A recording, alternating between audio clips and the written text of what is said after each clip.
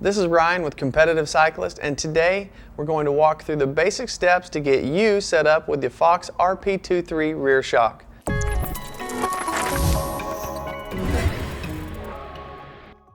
Now, the following few steps are essential so that you can get the best performance from the rear suspension on your new bike. The first step is to set up your rear suspension with the correct amount of sag.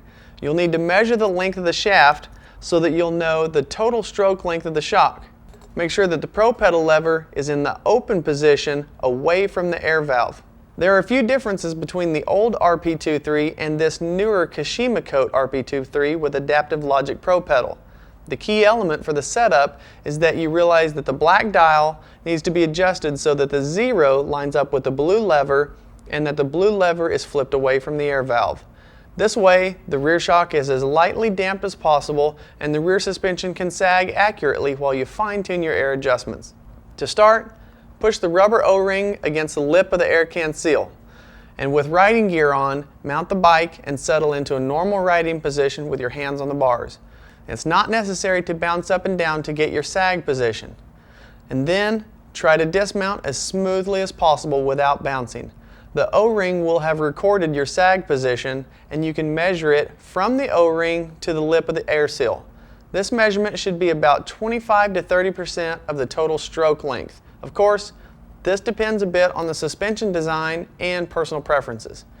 You can add or remove air with a shock pump and follow these steps again until you get your sag setting within that 25 to 30% range. Once you get your sag adjusted, you can adjust the rebound damping. Look for the red knob underneath the pro pedal lever. It adjusts the rate at which the shock returns to full length after compression.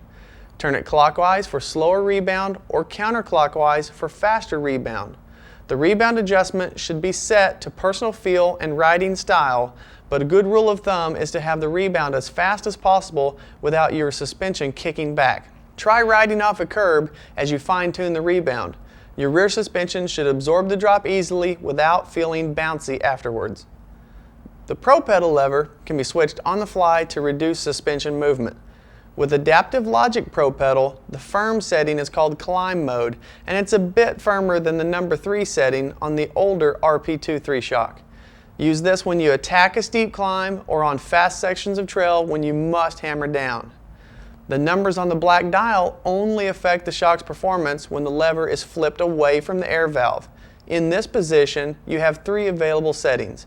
As we said before, 0 is open with no low-speed compression damping and is best for descending so you have the most active level of travel for comfort and control.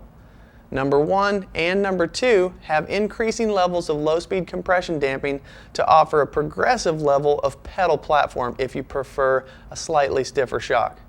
The various settings on the Fox RP23 can be adjusted to suit personal preference, riding style, and different types of terrain. Thanks for taking the time to watch this video. If you have any questions about the Fox RP23, Kashima Coat, or the new Adaptive Logic valving, please feel free to call us or email sales@competitivecyclist.com.